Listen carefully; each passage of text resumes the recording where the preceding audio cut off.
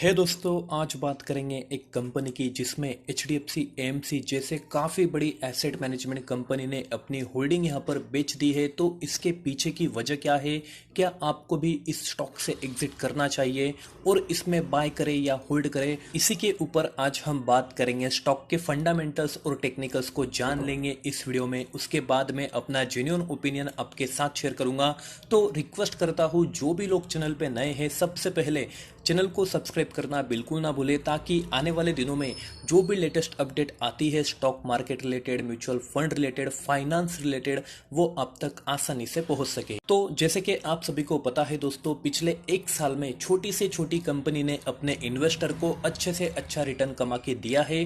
काफी multibagger returns अपने investor को मिल चुके हैं। 100% से ज्यादा का ऑन एन एवरेज रिटर्न किसी भी स्टॉक ने अपने इन्वेस्टर को दिया है।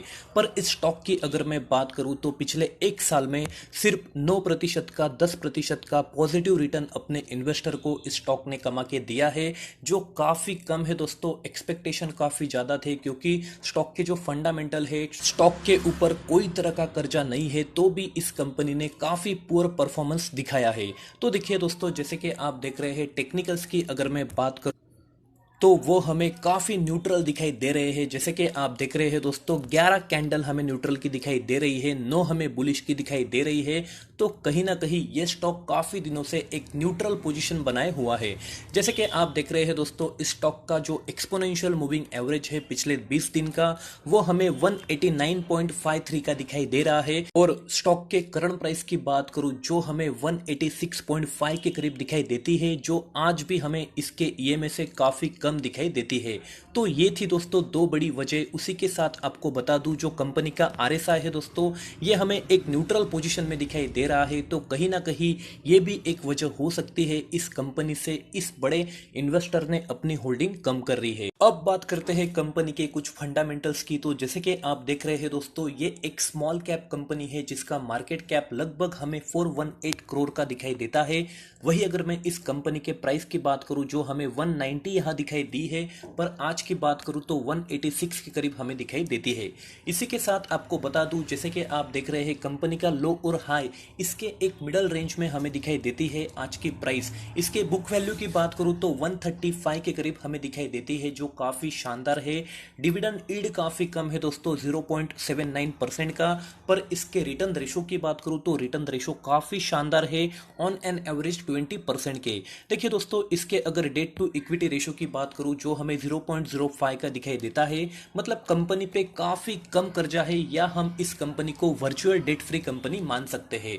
इसी के साथ बात करते हैं कंपनी के क्वार्टरली परफॉर्मेंस की। तो जैसे कि आप देख रहे हैं दोस्तों, इनका रेवेन्यू यहां पर बढ़ता हुआ हमें दिखाई देता है। ईबीआई टीडीए में हमें थोड़ी बढ़ोतरी पिछले क्वार्टर में दिखने को मिली है। इनके ईपीएस में हमें काफी बड़ी गिरावट यहां दिखने को मिली है। वही हम इसके नेट इनकम की बात करते हैं, जो काफी शानदार यहां पर बढ़ चुके हैं। प्रॉफिट बिफोर टैक्स भी यहां पर बढ़ चुका है।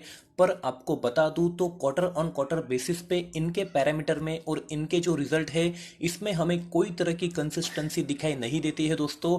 काफी ज्यादा फ्लक्चुएशन है। इसके जो पैरामीटर है, जो प्रॉफिट है, ये काफी ज्यादा कम हो रहा है दिन ब दिन की अगर मैं बात करूं। और ये भी एक बड़ी वजह है दोस्तों, कंपनी कंसिस्टेंट परफॉर्मेंस यहां पर नहीं दिखा रही है। वही अगर बात करते हैं दोस्तों शेयर होल्डिंग पैटर्न की, तो जैसे कि आप देख रहे हैं, प्रोमोटर होल्डिंग की अगर मैं बात करूं, जो हमें कंसिस्टेंट दिखाई देती है इतने दिनों से, जो है 52.7% की।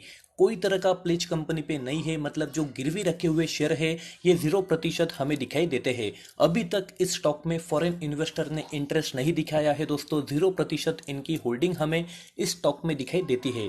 वही अगर बात करते हैं डीआईआईस की, तो इनका काफी शानदार निवेश हमें इसमें दिखाई देता है, लगभग 25.33% का। देखिए, पर आपको बता दूं तो इनकी भी होल्डिंग हमें पिछले क्वार्टर में कम होती हुई दिखाई दी थी। वही अगर मैं बात करूं म्यूचुअल फंड की, तो इनकी लगभग 11% की होल्डिंग हमें यहां दिखाई देती है। पर कंसिस्टेंटली ये भी अपनी होल्डिंग इस स्टॉक से कम कर रहे हैं। बात करते हैं कंपनी की, तो कंपनी का नाम है अतुल ऑटो लिमिटेड। जी हाँ दोस्तों, एक ऑटो सेक्टर से ये कंपनी हमें दिखाई देती है। थ्री व्हीलर और पैसेंजर सेगमेंट में ये कंपनी काम करती है दोस्तों। और जैसे कि आप सभी को पता है, पिछले कुछ दिनों से कोविड-19 के जो रिस्ट्रिक्शन हैं वो काफ़ी ज़्यादा बढ़ चुके हैं, और इसी की वजह से जो इनका सेल्स है दोस्तों कंपनी का, इसमें काफ़ी बड़ी गिरावट हमें दिखने को मिली है। और इसी का इम्पैक्ट इनके रेवेन्यू और प्रॉफिट में हमें दिखने को मिला है।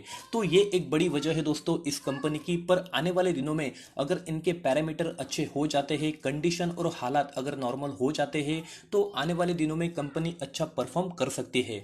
जैसे कि आप देख रहे हैं दोस्तों, एचडीएफसी एएमसी ने अपनी होल्डिंग यहां पर कम कर दी है। इनकी प्रीवियस होल्डिंग की बात करूं तो 7.12% की होल्डिंग हमें दिखाई देती थी, और आज की बात करूं तो 4.94, मतलब लगभग 2.18% की होल्डिंग इन्होंने कम कर दी है इस स्टॉक से। तो यही थी दोस्तों आज की न्यूज़। जैसे कि आप देख रहे हैं दोस्तों, करंट प्राइस की अगर बात करें तो 186.30 की हमें दिखाई देती है, जो काफ़ी कम और एक कांस्टेंट हमें दिखाई देती है इतने दिनों से। तो यही मैं आपको बताना चाहता हूं दोस्तों, कंपनी काफ़ी शानदार है, कंपनी पर कोई तरह का कर्जा नहीं है, एक डेट फ्री कंपनी हमें दिखाई देती है। रिटर्न रेशो काफ़ी शानदार है, और इसके जो फाइनेंशियल रिजल्ट है दोस्तों, जो एनुअल क्वार्टरली परफॉर्मेंस इनका हमें कम दिखाई देता है। इसकी वजह है दोस्तों क्योंकि हालात अभी काफ़ी बुरे हमें दिखाई देते हैं। जैसे हमें हालात नॉर्मल हो जाते हैं, सिचुएशन अच्छी हो जाती है, कंपनी के सेल्स में अगर हमें बढ़ोतरी दिखने को मिलती है आने वाले दिनों में, तो कंपनी अच्छा खासा परफॉर्म कर सकती है। देखिए दोस्तों, अगर आप में पेशेंस है, अगर आप थोड़ा वेट करना चाहते हैं, तो इस स्टॉक में आप निवेश कर सकते हैं। हालांकि इसके पैरामीटर, करंट पैरामीटर काफ़ी बुरे हमें दिखाई देते हैं। कंसिस्टेंटली इसके जो पैरामीटर है ये हमें डाउन साइड में दिखाई देते हैं। तो ये रिस्क आपकी है दोस्तों, क्या आप इस स्टॉक में निवेश करना चाहते हैं या नहीं, आप मुझे कमेंट में बताना बिल्कुल ना भूलें। अगर आपको किसी भी स्टॉक में इन्वेस्ट करना है तो आपकी खुद की एनालिसिस और रिसर्च करना काफ़ी इंपॉर्टेंट है। आपके फाइनेंशियल एडवाइजर की सलाह लेना बिल्कुल इंपॉर्टेंट है। वीडियो अच्छा लगा तो इसे आपका प्यारा लाइक देना बिल्कुल ना भूले। इसी के साथ आज का वीडियो समाप्त करते हैं।